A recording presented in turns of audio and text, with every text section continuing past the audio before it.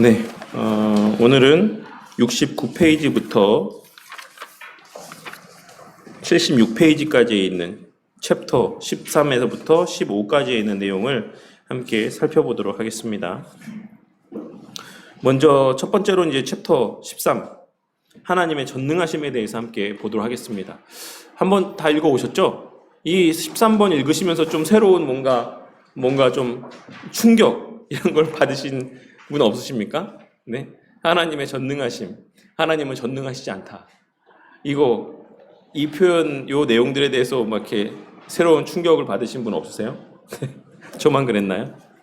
자, 신학자라면 누구나 학생들로부터 대답할 수 없는 질문을 받기 마련입니다. 진부한 질문 가운데 하나. 저는 이런 질문 처음 봤는데, 스프롤 목사님은 이런 질문을 많이 받아보셨나 봐요. 네, 하나님은 자신이 들어 옮길 수 없을 만큼의 큰 바위를 만드실 수 있습니까? 이게 저는 사실 이 질문을 보면서 처음에는 그냥 가볍게 생각했거든요. 되게 우습게 그냥 넘기고 말았는데, 이제 또 한편으로는 이 질문들을 보면서 예수님께 질문했던 바리새인들이나 막 이런 사람들이 좀 생각나기도 했어요. 그래서 예수님을 외통수에 몰아넣고 싶어서 하는 막 질문 던졌던 그런, 야, 이건 정말 이렇게 대답해도 문제가 되고 저렇게 대답해도 문제가 될 수밖에 없어. 그러니까 너무 이거 기가 막힌 질문이야 라고 생각하면서 예수님께 질문 던졌던 바리새인들의 어떤 그런 모습들이 좀 생각이 나긴 했습니다. 근데 요 내용 다 읽어보셨으니까 아시겠지만 하나님은 자신이 들 수 없는 바위를 만들 수 있으십니까? 없으십니까? 요 책의 내용에 정답 나오는데, 있다, 없다. 있다, 없다. 네, 그럴 수 있죠.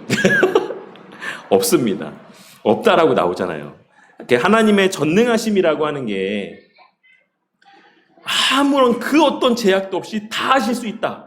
이런 것을 의미하는 게 아니다. 즉 그러한 전능하심을 우리가 생각하고 있기 때문에 이러한 질문들을 던지게 되는 거다라고 하는 게 지금 이 스프롤 목사님이 이 챕터에서 하고 있는 말씀인 거죠. 이 질문은 언뜻 보기에 신학자들을 해결할 수 없는 딜레마에 잡아매는 것 같다. 만일 그렇다라고 대답하면 하나님이 하실 수 없는 뭔가가 있다라고 말하는 셈이죠. 왜? 드실 수 없는 바위를 만들었으니까. 이제 그걸 말하는 것이고, 반대로 아니다라고 대답한다면 하나님이 그런 바위를 만들지 못한다라고 하는 또 하나의 문제들을 야기하게 된다라는 것입니다. 그래서 이렇게 대답하든 만들 수 있다라고 대답하든지 간에 만들 수 없다라고 대답하든지 간에 어쨌든 하나님의 능력이 제한되는 결과로 이어지게 되기 때문에 사실 이 답은 되게 대답할 수 없는 어떤 난제로 여겨질 만한 그런 질문이지 않냐라고 생각할 수 있다라는 것이죠. 하지만 이 자체가 그릇된 딜레마다라고 이야기를 하고 있는 거예요. 우리가 하나님의 전능하심이라고 하는 속성에 대해서 우리 편에서의 잘못된 이해를 갖고 있기 때문에 이러한 질문을 던지게 되는 거다라고 지금 스프롤 목사님이 이야기하고 있는 겁니다. 하나님의 전능하심은 하나님이 무엇이든 하실 수 있다라는 뜻으로 이해가 된다. 그러나 신학 용어로서의 전능이란 하나님께서 무엇이든지 하실 수 있다라는 뜻이 아니다. 성경은 하나님이 하실 수 없는 일 몇 가지를 분명하게 언급을 하고 있습니다. 성경 말씀에 하나님 자신이 나는 이거 못해 라고 말씀하시고 있는 것들이 있다라는 거예요. 그게 뭡니까? 하나님 거짓말 하실 수가 없어요. 하나님은 죽으실 수 없고, 하나님은 영원하신 동시에 누군가로부터 창조되실 수 없다. 하나님은 자신의 본성을 거슬러 행하실 수 없다. 하나님은 같은 시간 같은 관점 안에서 하나님인 동시에 하나님이 아니실 수 없다. 그러므로 전능하심이란 하나님께서 그의 피조물에 대한 모든 능력을 갖고 계시다라는 뜻입니다. 무슨 말입니까? 하나님은 하나님의 피조물에 대해서 전능하시다라는 것이지, 그 뒤에 쭉 내려가셔서 밑에서 5번째 줄을 보시면 그러나 라고 시작하는 부분, 하나님의 능력은 그분의 하나님 되심에 제한을 받는다. 그러니까 하나님의 전능하심이라고 하는 것은 피조물에 대해서, 하나님이 창조하신 피조세계 피조물에 대해서는 전능하시지만 하나님 자신에 대해서는 제한되어 있다는 거예요. 아시겠죠? 그 하나님 자신에 속한 고유한 본성을 거스르거나 어긋나는 그 어떤 일도 하나님은 행하실 수가 없습니다. 그러니까 하나님은 전능하신 동시에 전능하시지 않다라고도 할 수 있어요. 근데 그 기준을 어디에 두느냐에 따라서 이 답이 이렇게 달라질 수 있다라는 것이죠. 그래서 그런 이야기를 하고 있는 겁니다. 피조물의 어느 한 부분도 하나님의 주권적인 통치의 영역을 벗어나지 않는다. 따라서 바위의 딜레마에 관한 올바른 답이 있다. 정답은 아니다다. 하나님은 만드실 수 없다. 왜냐하면 하나님이 그런 바위를 만드실 수 있다라고 한다면 그것은 곧 하나님이 자신의 힘을 능가하는 뭔가를 만드신다라는 말이 된다. 그러나 하나님은 자신의 전능하심을 파괴할 수 없다. 하나님은 하나님이시기를 멈추실 수 없다. 그는 결코 전능하시지 않을 수가 없다라고 하는 거죠. 그래서 이런 내용들을 통해서 좀 그 생각들을 다시 한번 좀 잘 이렇게 정립이 되었으면 좋겠습니다. 천사 가브리엘이 동정녀 마리아에게 나타나 예수님을 잉태하리라 라고 하는 놀라운 소식을 전했을 때 하나님의 모든 말씀은 능하지 못하심이 없느니라 라고 이야기를 했죠. 천사는 마리아에게 하나님의 전능하심을 상기시켰다. 나는 천사도 과장할 수 있다고 생각한다. 면밀하게 살펴보면 천사는 그릇된 신학을 말하고 있다. 그러니까 이 말이 전적으로 모든 영역에서 다 똑같이 적용되어질 수 있는 그런 전능하심에 대한 것을 이야기하고 있는 것은 아니다라는 것이죠. 그러나 더 넓은 성경적 관점으로 볼 때 그 말의 의미는 하나님의 능력이 피조물의 능력을 넘어선다라는 뜻을 이야기하기 위해서 이렇게 표현하고 있다라고 우리는 이해를 해야지만 된다라고 할 수 있다라는 겁니다. 우리에게는 불가능한 것이 하나님께는 가능하다. 하나님께 불가능한 것이 없다라는 말은 그분이 하고자 하는 모든 일은 다 할 수 있다라는 뜻이다. 하나님의 능력은 유한한 것에 제한을 받지 않는다. 그 무엇도 하나님의 능력을 제한할 수 없다. 그러나 유한한 것, 피조된 것, 의존적인 그 어떤 것에도 하나님은 의존되거나 구속되지 않지만 하나님의 능력은 그분의 하나님 되심, 하나님의 본질적 속성 가운데 제한을 받는다. 하나님께는 죄가 불가능하다. 그 누구도 죄 짓고 싶어하는 마음 없이 죄를 지을 수 없기 때문이다. 하나님은 죄 짓고 싶어 하실 수가 없기 때문에 죄를 범할 수가 없다. 욥은 주께서는 못하실 일이 없사오며 무슨 계획이든지 못 이루실 것이 없는 줄 아오니 라는 말로 이 문제의 핵심을 나타낸다.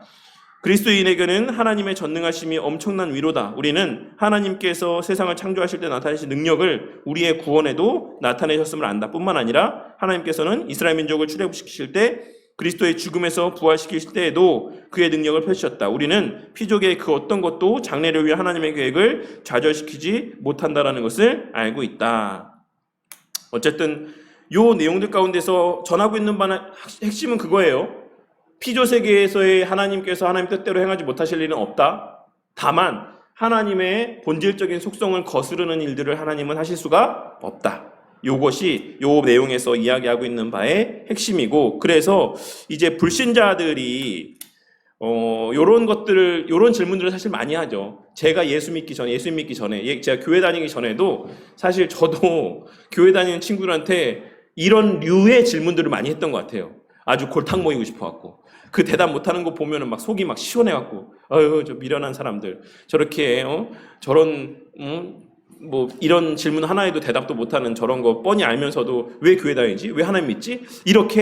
그렇게 이런 식의 질문들을 했던 것 같아요. 근데 요 내용들을 통해서 좀 그런 내용들이, 그런 질문들 자체가 또 무엇이 잘못된 것인지를 잘 파악할 수 있는 그런 또 은혜가 있기를 바라겠습니다. 그래서 요약하자면 하나님은 전능하시다라고 하는 말은 하나님이 무엇인지 하실 수 있다는 말이 아니다. 하나님은 그의 본성을 거스르는 일은 하실 수가 없다. 전능하시다라고 하는 이 말은 하나님의 주권적인 능력과 권위와 피조계의 질서 유지와 관계가 있는 말이다. 거기에 한정되어 적용되어지는 말이다라는 겁니다. 하나님의 전능하심은 사악한 자에게 위협이 되지만 믿는 자에게는 위로의 원천이 된다라고 할 수가 있습니다. 13과에서는 뭐 어쨌든 그런 내용들이 있고, 그래서 더 이상 뭐 깊이 있게 막 덧붙여서 부연 설명할 것이 없어서 제가 여기 구체적으로 나눠드린 자료에도 13장에 있는 내용은 따로 뭐 덧붙여서 설명한 게 없습니다. 14장 보시면 하나님의 편재하심, 이 하나님의 편재하심에 대해서 바빙크 선생님은 그의 개혁교회학 책에서 이것을 곧 무한성이랑 연결져서 생각을 했어요. 그래서 바빙크 선생님의 개혁교회학 책에는 하나님의 속성들 가운데 편재하심에 대한 챕터가 없이 그냥 무한성에 대한 챕터가 있고, 그러니까 뭐 챕터는 아니지만 어쨌든 그 란이 있고 그 해당되는 분량의 내용들이 있고 거기에서 편재성을 다루고 있어요. 하나님의 편재라고 하면 보통 하나님이 모든 장소에 계신다라는 의미로 생각한다. 하나님이 계시지 않은 곳은 없다. 그러나 하나님은 영이심으로 물질이 공간을 차지하는 것처럼 공간을 차지하지는 않는다. 이 역사를 이해하기 위해서는 다른 차원으로 생각해야지만 된다. 하나님과 우리 사이에 놓인 장벽은 공간이나 시간이 아니다. 하나님을 만나는 것도 어디로 가서 언제 만나는 것이 아니다. 즉각적인 하나님의 임재 속에 있기 위해 우리는 다른 차원으로 발걸음을 내디뎌야지만 되는 것이다 라고 할 수가 있습니다. 그래서 이 내용들 가운데에서의 이제 이 문제를 바빙크 선생님이 어떻게 설명하고 있냐면, 나눠드린 유인물 보시면 첫 번째 14장의 첫 번째 그 항목에 카테고리에 뭐라고 써 있죠? 제가 읽어보도록 할게요. 마치 영혼이 전체가 온몸 안에 그리고 어떤 식으로든 각 부분에 존재하듯이, 그리고 마치 하나의 동일한 진리가 어디에서나 인정되듯이, 마찬가지로 비유의 방식으로 하나님은 만물 안에 그리고 만물은 하나님 안에 있다. 그러니까 제일 쉬운 비유는 영혼을 비유를 하고 있는 거예요. 영혼을. 그러니까 영혼이 우리 가운데 있다라는 거 우리 알잖아요. 우리가 영혼과 더불어서 결합되어 있다라는 사실을 아시지 않습니까? 그거 모르시는 분 있어요? 없죠? 근데 그 영혼이 어디 있습니까? 손가락에 있나요? 머리에 있나요? 가슴에 있나요? 발바닥에 있나요? 온 몸에 있죠. 우리의 영혼이 우리 몸 가운데 깃들어 있지 않은 부분들이 없다라는 거예요. 마찬가지로 하나님의 편재하심이라고 하는 것, 모든 곳에 계시는 하나님이라고 하는 것은 하나님의 그 영이 온 세상 가운데 편만하다라고 하는 의미들을 담고 있다라는 것, 그런 식으로 우리는 이해를 해야지만 된다라고 하는 것. 그러니까 우리가 일반적으로 생각하는 것처럼 하나님이 뭐 여기에 막 우리의 눈엔 보이지 않는데 요 앞자리에 앉아 계신다, 어떤 이런 의미로서의 어떤 우리의 한정적인 그 시각과 견해 안에서 우리가 하나님의 편재를 이해해서는 안 된다라는 거죠. 그래서 뭐 극단적으로 좀 이야기하자면 그 뒤에 이어지는 말씀처럼 하나님은 모든 곳에 계신다고 말할 수 있음과 동시에 어디에도 계시지 않는다라고도 말할 수 있다라고 표현하는 그 신학자들도 있었습니다. 필로나 플루티누스나 박위 선생님이 개혁교회 이야기에 이런 이야기들을 인용해 놨어요. 그래서 어쨌든 우리가 하나님의 편재를 그런 우리의 어떤 제한적이고 가시적인 어떤 그 협소한 차원에서의 범주에서 하나님의 편재하심을 이해를 해서는 안 될 것입니다. 하나님의 편재하심에서 간과하기 쉬운 두 가지 측면이 있다. 편이라고 하는 말은 하나님이 어디에나 계신다라고 하는 의미뿐 아니라 주어진 장소에 하나님이 얼마나 많이 계신가라고 하는 의미도 담겨져 있다. 하나님은 모든 장소에 계실 뿐 아니라 어느 곳에나 충만하게 임재하신다. 이것을 하나님의 광대하심이라고 말한다. 모스크바에 있는 신자들이 하나님의 충만한 임재를 느낄 때 뉴욕에 있는 신자들도 동일한 하나님의 임재를 느낄 수 있다. 그러므로 하나님의 광대하심은 하나님의 크기를 이해하게 하는 것이 아니라 어디에나 충만히 거할 수 있는 하나님의 능력을 이야기한다라고 이야기하면서, 그런 측면에서 이제 바빅 선생님은 이 하나님의 편재성을 무한성이라고 하는 하나님의 속성으로도 표현을 하고 있는 거예요. 무한하게, 한계가 없이 어디에서나 모든 하나님의 백성들, 자녀들, 그 모든 피조세계 가운데 충만하고도 온전하게 자리하신다라고 하는 것이죠. 이 말이 우리의 실생활과 또 어떤 면에서 우리가 적용해 볼 수 있을까요? 우리가 교회에서는 사실 그 함부로 말하면 안 될 것 같고, 교회에서는 함부로 행동하면 안 될 것 같고, 예배 때는 좀 우리가 좀 더 엄숙해져야지만 될 것 같고, 막 이런 모습들이 있잖아요. 이런 마음들이 있잖아요. 왜 그런 마음들이 있을까요?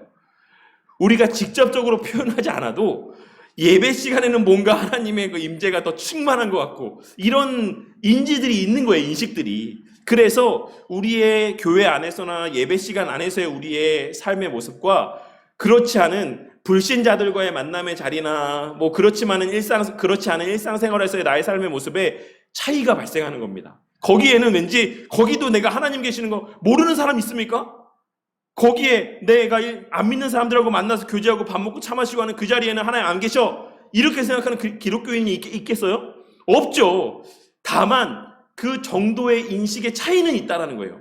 여기는 좀 덜 계시는 것처럼, 덜 충만하신 것처럼, 그런 인식이 부지불식간에 우리 마음 가운데 있다라는 것이죠. 근데 하나님의 편재성이라는 것은 모든 곳에 계신다는 의미뿐만 아니라 모든 곳에 똑같이 충만하게 계신다라는 의미도 담겨져 있는 거예요. 그러니까 우리가 불신자들과의 만남의 자리에서는 함부로 이야기하고, 예배 자리에서는 그냥 좀 더 막 조신하게 말하고, 신앙적으로 말하고, 아멘, 믿습니다, 뭐 아유 주여 막 이렇게 하다가 아닌 사람 만나서는 막 다른 말하고, 이렇게 할 수가 없다라는 거예요. 이 하나님의 편재하심이라고 하는 속성을 우리가 알고 있다라고 한다면, 그런 우리의 착각이 있어서는 안 된다라는 겁니다. 거기에도 하나님께서 예배의 자리에서와 똑같은 충만함으로 우리의 그 자리 가운데 함께 하신다라고 하는 것을 꼭 기억해야지만 됩니다. 그래서 하나님의 편지하심에 대한 바른 인식은 우리에게 경외감을 느끼게 해준다라고 이야기하고 있어요. 하지만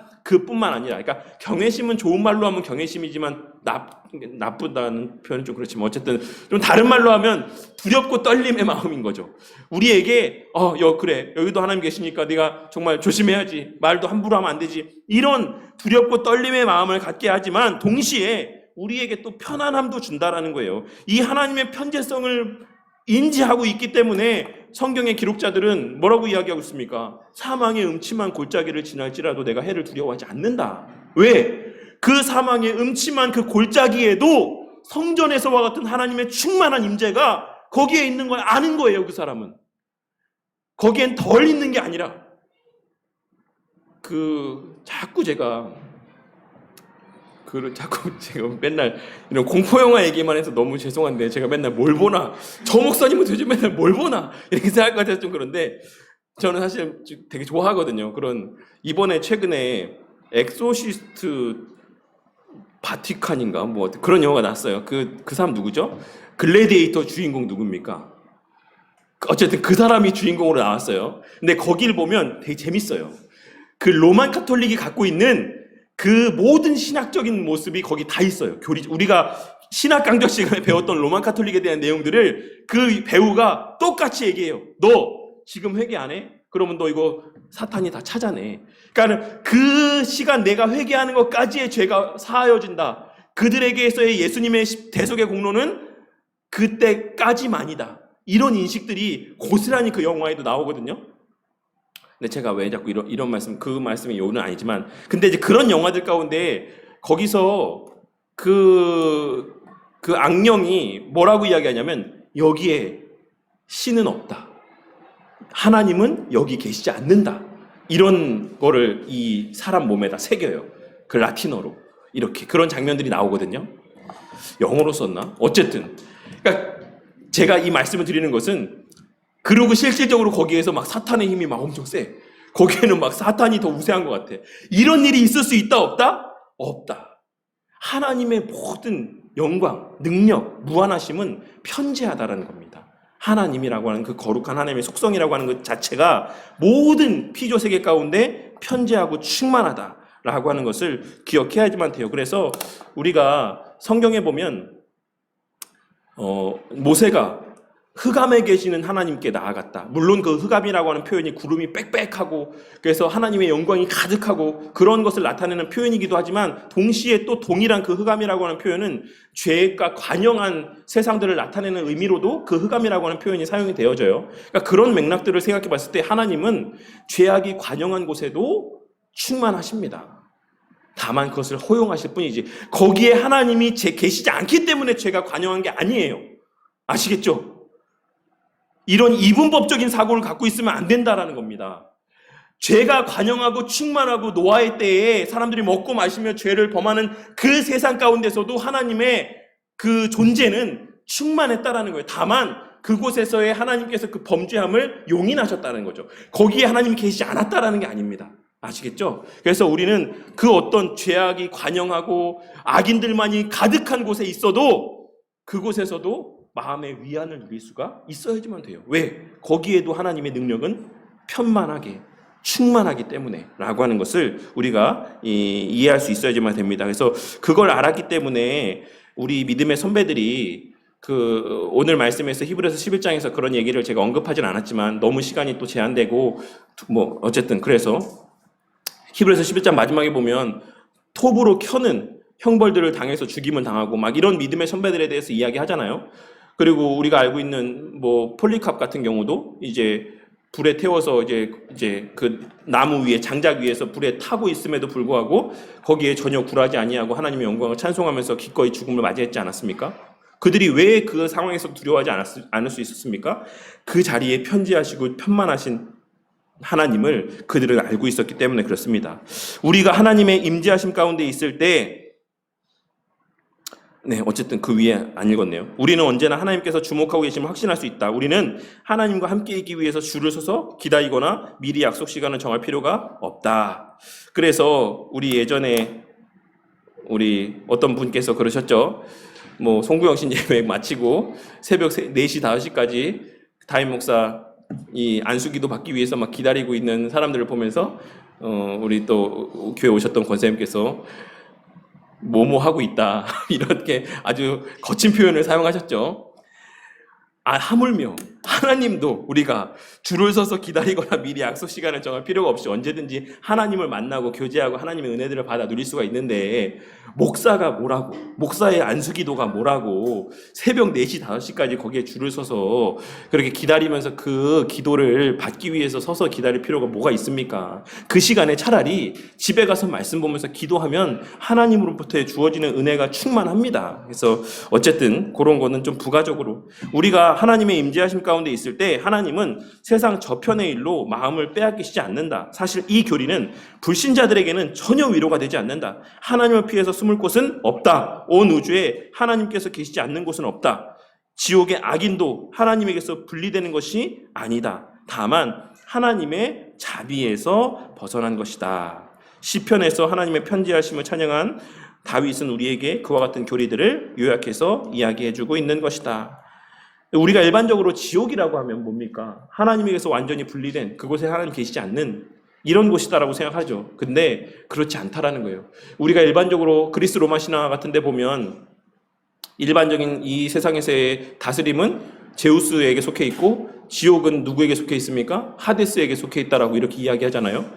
그래서 거기에 가서는 그 관련된 영화들 보시면 지옥에 가면 제우스도 힘을 발휘 못해요. 왜? 거기의 왕은 하데스거든요. 근데 그런 인식으로 하나님에 대한 것도 생각하는 사람들이 있는 거예요. 지옥은 마치 사탄이 왕인 것처럼, 사탄의 세력이, 거기는 사탄의 세력만이 있는 것처럼, 그렇지 않다라는 거예요. 지옥에도 하나님의 능력이 충만합니다. 지옥의 가장 큰 권위자도 하나님이에요. 이것을 알면 우리에게 있어 우리가 사탄이라고 하는 존재를 물론 경계해야 되지만, 그 사탄이라고 하는 존재가 하나님 앞에 얼마나 아무것도 아닌 존재인가라는 것 또한도 깨달을 수가 있다라는 것이죠. 그리고 그런 측면에서 우리가 뭐 그런 엑소시즘에 관련된 영화들을 보면은 참 재미있게 가볍게 볼 수 있습니다. 막 무서워서 벌벌 떨면서 보지 않을 수 있어요. 네.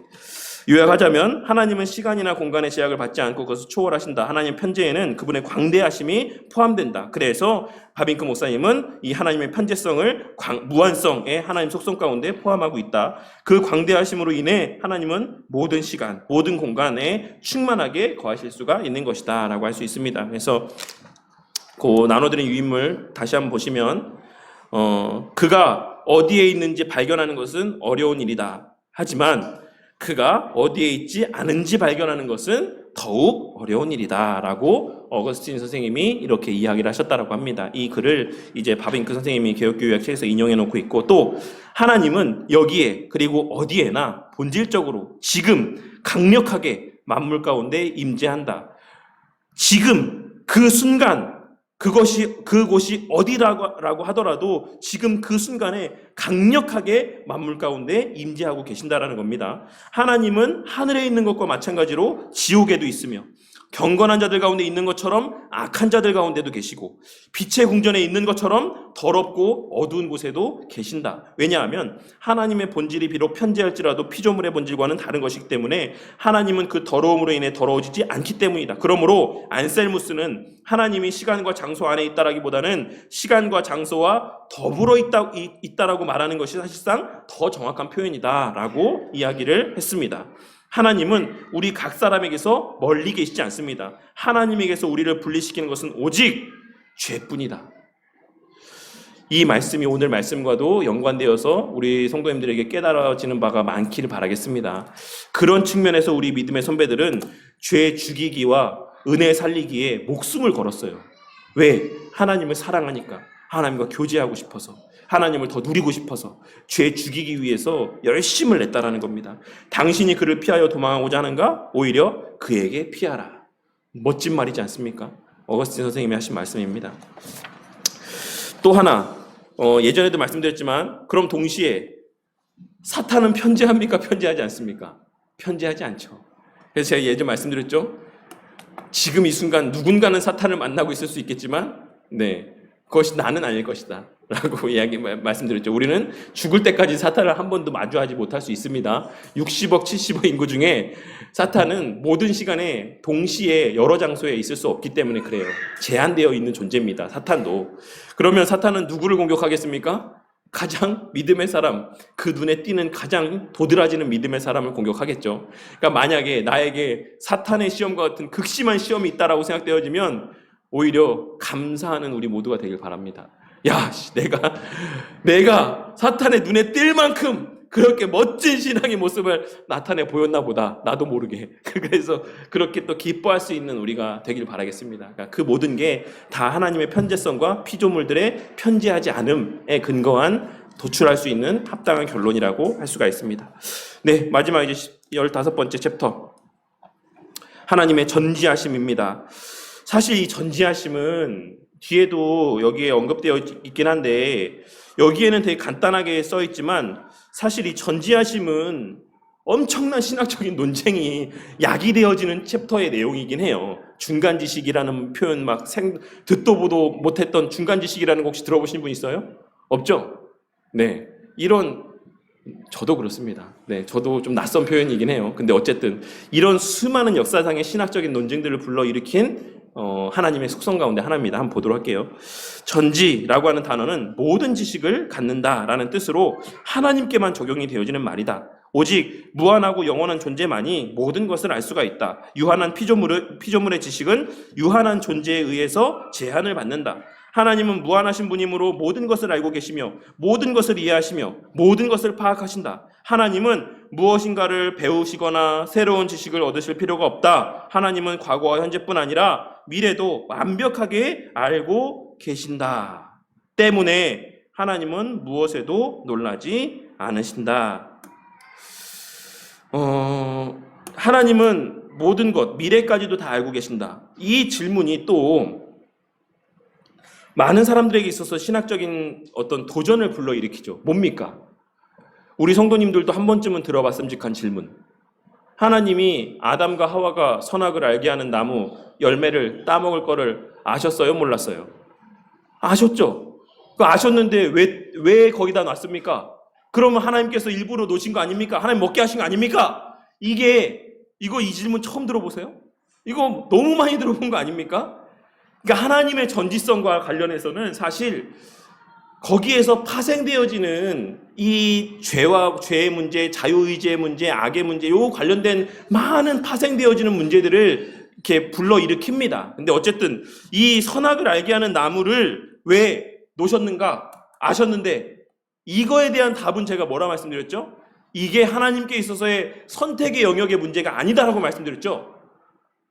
하나님께서 선악을 알게 하는 나무, 생명나무와 선악을 알게 하는 나무 이 두 가지가 에덴 동산에 있었는데 이 두 가지 중에 선악을 알게 하는 나무는 하나님께서 거기에 두셔도 되고 안 두셔도 되는데 그냥 두신 게 아니다라고 말씀드렸잖아요. 그 두 가지는 에덴 동산에 반드시 있어야지만 되는 선택의 영역이 아닌 필수의 영역에 속해 있는 나무들이라고 말씀을 드렸습니다. 왜? 그 두 가지가 아담에게 있어서의 아담의 피조물됨, 아담의 아담됨, 아담의 하나님의 자녀됨, 사람됨, 여기서 있어서의 필수적인 두 가지 조건을 나타내 보여주는 상징물이기 때문이라고 말씀을 드렸죠. 아담이 생명의 근원이 하나님께 있다는 것을 잊지 않을 수 있게 해주고 또 내 위에 권위가 있다라고 하는 것, 내가 피조물이고 내 위에 통치자가 있다는 것을 알게 해주는 수단이 되는 거예요. 그러니까 그거를 하나님께서 알았죠. 아셨죠. 그렇다고 해서 따먹을 것 같으니까 내가 이거 두지 말아야지. 이렇게 되면 아담이 아담으로서의 하나님의 피조물로서의 그 지위를 온전히 누릴 수는 없게 되는 거예요.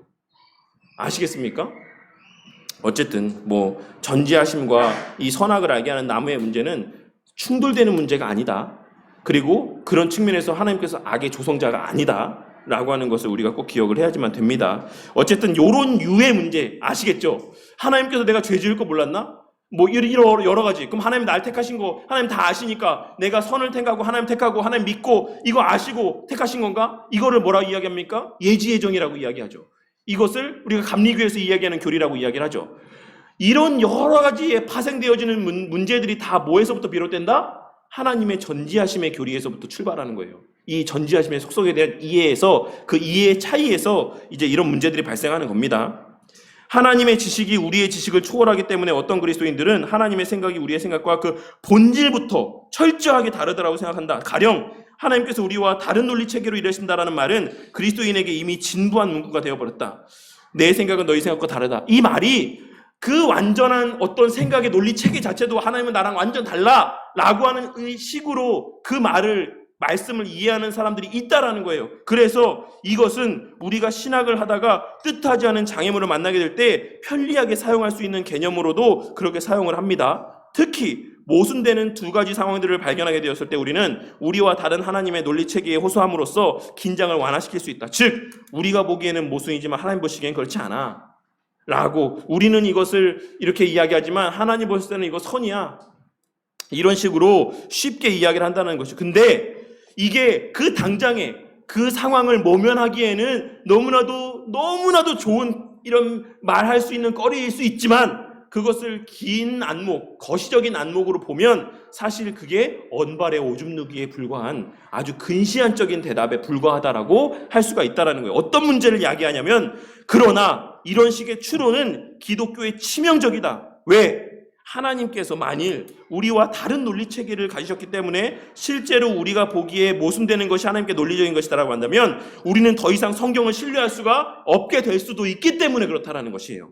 왜냐하면 성경의 어떤 구절이든지 하나님께는 우리가 이해하는 것과 정반대의 의미가 될 수도 있고, 그렇게 되면 선과 악도 하나님께는 우리의 생각과 반대가 되거나 적 그리스도도 참 그리스도로 이해가 될 수 있기 때문이다. 이것을 우리가 일반적으로는 하나님의 어떤 통일성의 관점에서 이해를 해야지만 돼요. 그래서 우리에게 있는 이 논리 체계를 우리는 뭘로 이해해야 된다? 하나님께서 우리에게 허락하신 하나님의 속성의 반영이라고 우리는 생각해야 된다. 물론 우리가 생각하는 것을 뛰어넘는, 그러한 논리 체계를 뛰어넘는 그러한 하나님의 우리보다 깊은 뜻이 있을 수는 있다. 하지만 우리의 논리 체계와 근본적으로는 같은 체계가 하나님에게 있다. 그게 우리에게 온 거다. 이런 인식을 갖고 있어야지만 우리는 성경 말씀을 신뢰할 수가 있는 거예요. 아시겠죠? 이 말이 어렵습니까? 어렵지 않죠. 그러니까 하나님은 다 하나님 뜻이 있어. 이렇게 생각해버리면 우리는 성경 말씀을 신뢰할 수가 없다라는 거예요.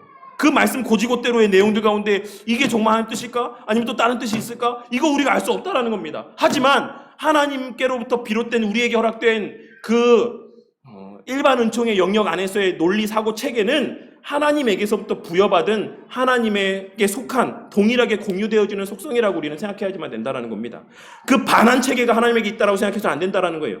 아시겠죠? 그래야지만 성경 말씀을 우리가 신뢰할 수 있죠. 우리가 이해할 수 있는 언어로 쓰셨다라고 하는 것이 하나님이 그렇지 않은데 그냥 우리가 이해하게끔 그냥 쓰셨다라는 게 아니에요. 아시겠죠? 이해할 수 있는 표현으로 쓰셨다라는 거지 아이의 사고와 논리 체계 자체가 다르다라는 걸 이야기하는 게 아니다라는 겁니다. 하나님은 그분의 초월적인 지식으로 우리에게 당혹감을 주는 신비들을 푸신다. 그러나 그것은 하나님의 지식의 정도가 우리와 다르다는 것을 의미하는 것이지 그 지식의 본질이 다르다는 것은 아니다. 아시겠죠? 그 논리 체계도, 그 논리 체계로 도출되어지는 결론을 도출해내는 그 깊이, 그 논리 체계가 더 깊고 오묘하고 더 풍성하다라는 걸 의미하는 것이지 논리 체계 자체가 본질적으로 다르다라는 걸 의미하는 게 아니다 라는 것을 이야기하고 있는 겁니다. 하나님은 합리적이시다. 그러므로 억지로 모순을 풀어내지 않는다라고 할 수가 있습니다. 그래서 우리가 처음에 성경 배울 때도 뭐라고 이야기했죠? 거기에 논리와 그 역설과 신비와 모순에 대해서 그런 얘기들을 했죠. 이런 게 그런 논리 체계에 대한 것을 이야기하고 있는 게 아닙니다. 하나님의 전지하심 역시 그분의 전능하심으로부터 나온 것이다. 하나님이 모든 것을 다 아시는 것은 초월적인 지능으로 우주와 그 안에 있는 모든 것을 열심히 연구하셨기 때문이 아니다. 하나님은 모든 것을 창조하시고 모든 것을 주장하시기 때문에 모든 것을 아신다. 하나님은 우주의 주권자로서 우주를 통치하신다라고 할 수 있습니다. 그래서 어떤 신학자들은 이 두 가지를 따로 떼어 생각하지만 하나님께는 모든 것을 다스리지 않으면서 하나님께는 모든 것을 다스리지 않으면서 모든 것을 안다는 것은 불가능하며 모든 것을 모른 채 모든 것을 다스린다는 것 역시 불가능하다. 즉 하나님의 다른 특성과 마찬가지로 그 두 가지는 상호 의존적으로 전체를 이룬다. 이 두 가지가 뭡니까 지금? 아시겠어요? 잘 이해하고 계십니까? 지금 여기서 말하고 있는 이 두 가지가 뭡니까? 암과 통치입니다. 암과 통치, 지식과 통치. 이 두 가지는 필연적으로 연결되어져 있다. 이 둘을 따로 뗄 수 없다라는 거예요. 모르면서 통치할 수 없고, 네, 이 두 가지, 이것이 따로 떼어져서 생각할 수 있는 게 아니다라는 겁니다. 이 두 가지는 상호 의존적으로 전체를 이룬다라고 이야기하고 있는 거예요. 하나님의 전지하심은 전능하심 그리고 편지하심과 마찬가지로 시간과 관계 있다. 모든 것을 영원히 아신다는 점에서 하나님의 지식은 절대적이다. 하나님은 컴퓨터가 파일을 검색하는 것처럼 정보를 호출하실 필요가 없다. 모든 지식은 언제나 하나님께로 향한다. 모든 것에 대한 하나님의 지식은 양쪽에 날이 선 칼과 같다. 이 개념은 신자들에게 평안을 준다. 모든 것을 하나님이 통치하시고 하나님이 아시기 때문이다. 우리가 당혹해하는 문제들도 하나님은 당혹해하지 않으신다. 그러나 불신자들에게는 이 교리가 하나님으로부터 숨을 수 없다라는 이런 결론에 다다르게 만든다라고 할 수 있죠. 나머지는 쭉쭉 보시면 될 것 같습니다. 그래서 이 하나님의 전지하심의 교리 가운데 우리에게 위로가 되는 게 뭡니까? 예를 들어서 나한테 너무 악하게 행동하는 사람들, 원수와도 같이 여겨지는 사람들, 내 앞에서만 다르게 행동하고 다른 사람들 앞에서는 엄청 막 선한 척하면서 막 내 속을 긁는 사람들, 그런 사람들 만나본 적 있으세요? 성도님들? 내 앞에서는 막 엄청 얄밉고 막 그런데 다른 사람들 앞에서는 세상 착할 수가 없어요. 그래서 사람들이 봤을 때 그 사람 다 너무 착한데 나는 알아. 그 사람이 너무 악하다라는 거를. 막 미치고 팔짝 뛸 것 같아. 누구한테 말도 못해. 왜? 그 사람 다 착하게 보니까. 이런 경우 없으세요? 저는 있습니다. 네, 그런 경우가 있는데 그런 것들도 하나님은 다 아신다라는 거예요. 사람들은 야, 저 사람만큼 신앙인이 어딨어. 저 사람 너무 훌륭한 사람이지라고 생각하지만 하나님은 그 모든 거 다 아신다라는 겁니다. 그러니까 그게 위로가 되죠. 그러니까 굳이 나도 거기다 욕할 필요 없습니다. 그 사람에 대해서 욕할 필요 없어요.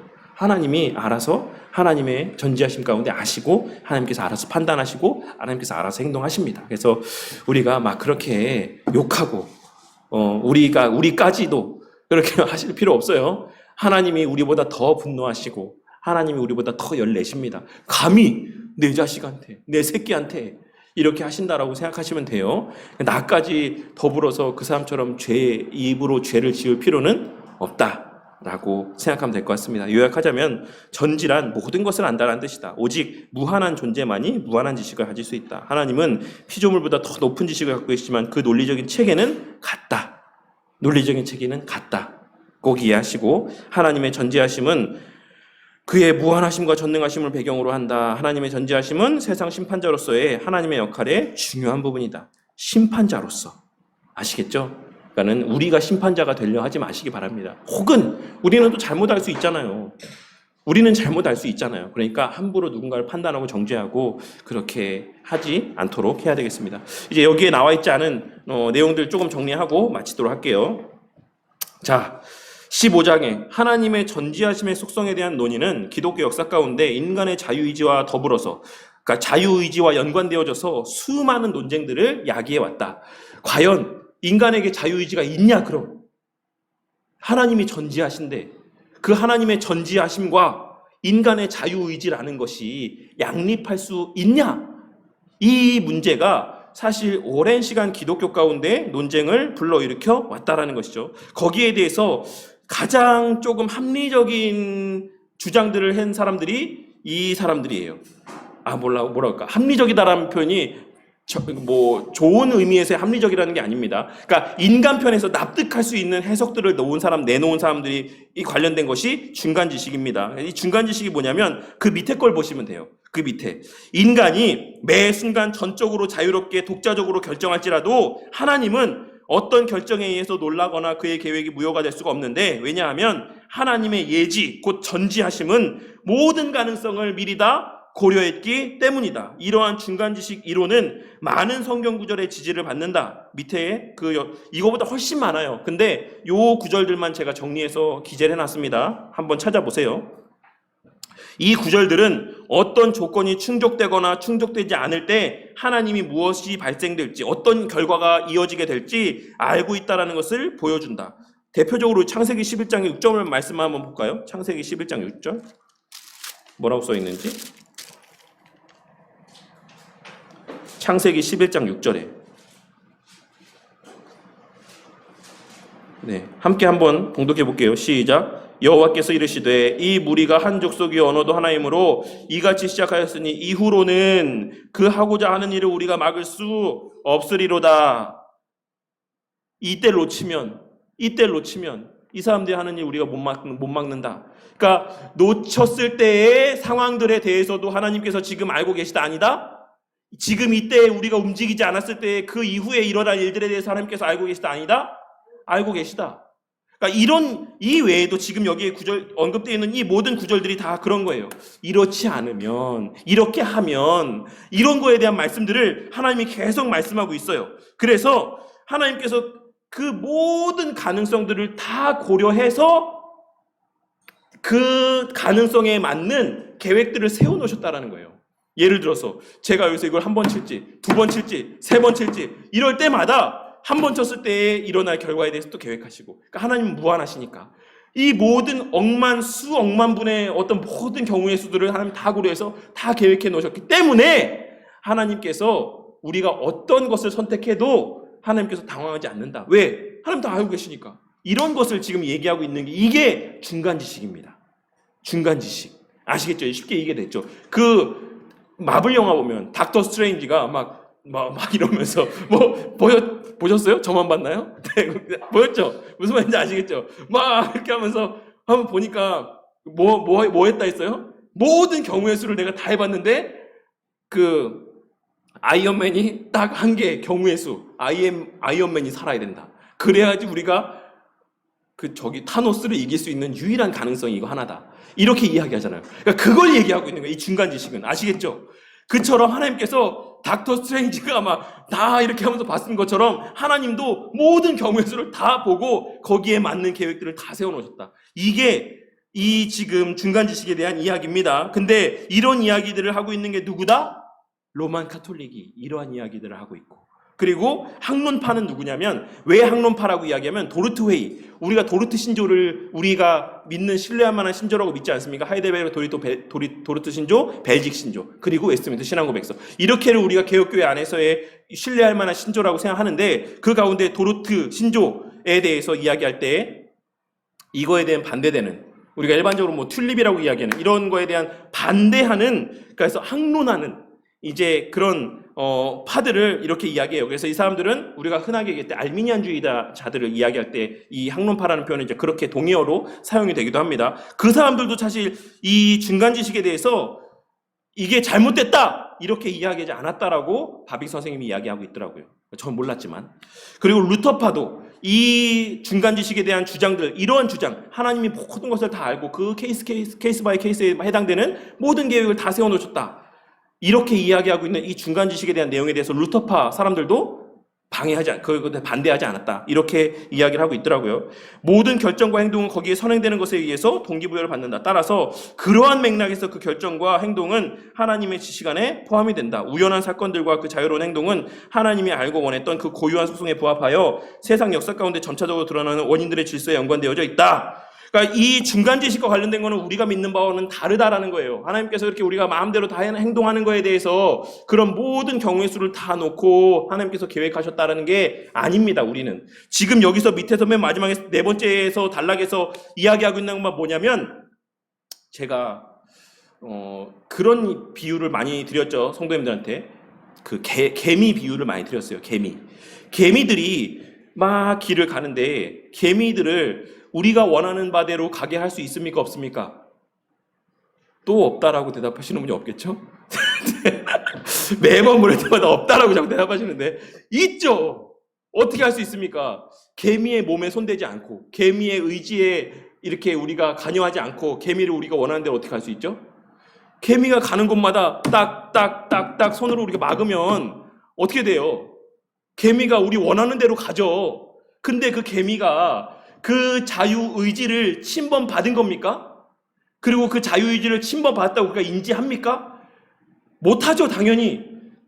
그러니까 이 지금 세 번째 여기 마지막에서 바빙 선생님이 이야기하고 있는 것, 모든 결정과 행동은 어떤 사람이 어떤 결정을 내리거나 어떤 사람이 어떤 행동을 하거나 그러면 그 행동과 그 결정에는 반드시 선행되는 것에 대한 동기부여를 받는다라는 거예요. 내가 만약에 오늘 점심은 내가 된장찌개 먹어야지. 그러면 그 사람이 된장찌개를 먹는 것을 결정하는 데 있어서 선행지식이 있다라는 거예요, 없다라는 거예요.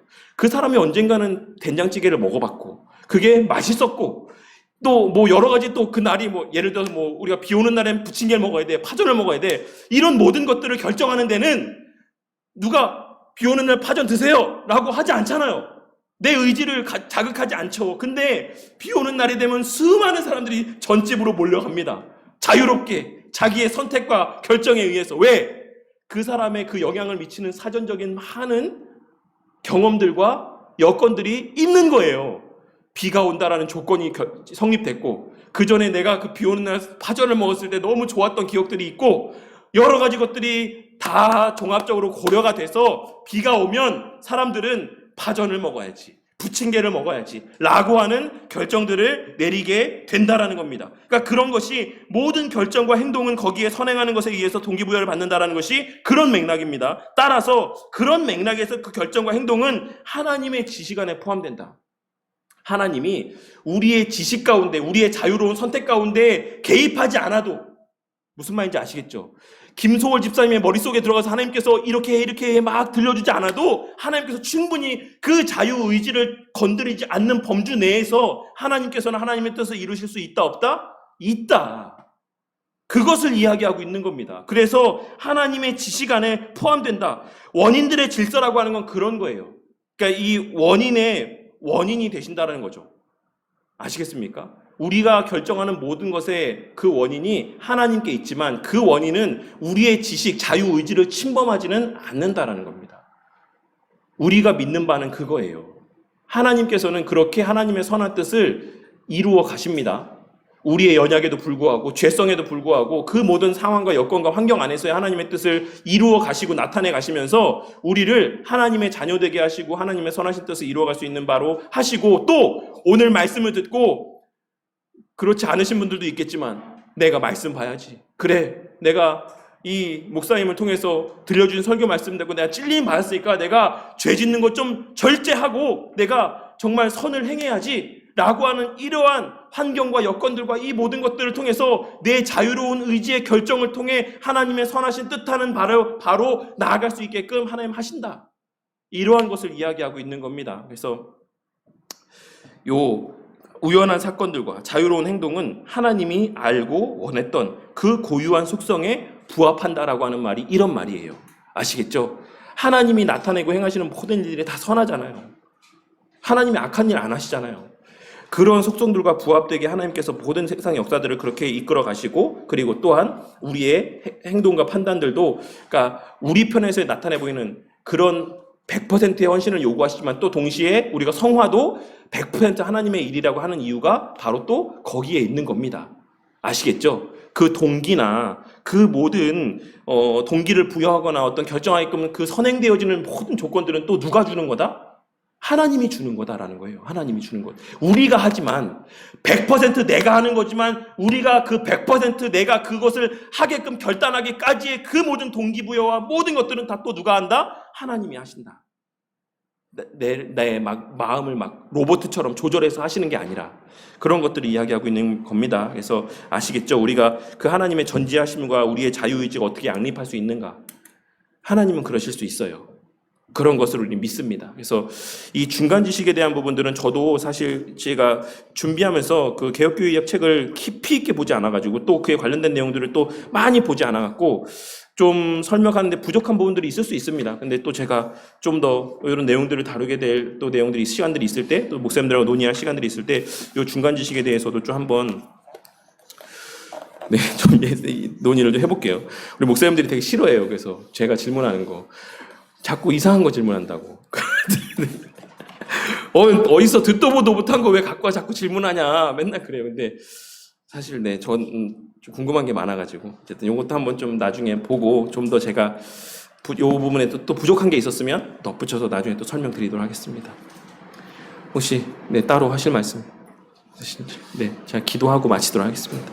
하나님 감사합니다. 오늘 또 이렇게 하나님의 속성들에 대해서 하나님의 본질적인 속성들에 대해서 함께 공부하게 하여 주심에 감사를 드립니다. 주님, 우리가 하나님의 하나님 되심, 하나님께 속한 여러 속성들에 대해서 바르게 알고 신앙의 삶을 살아가기를 원합니다. 그러할 때에 우리 또한 우리 믿음의 선배들처럼 그러한 하나님의 자녀로서의 담대하고도 능력 있는 신앙의 삶을 살아갈 수 있을 줄 압니다. 오늘 우리가 나눈 말씀에서처럼 구약시대 이스라엘 백성들이 희미하게 바라보았던 것, 우리는 명확하게 알고 있지 않습니까?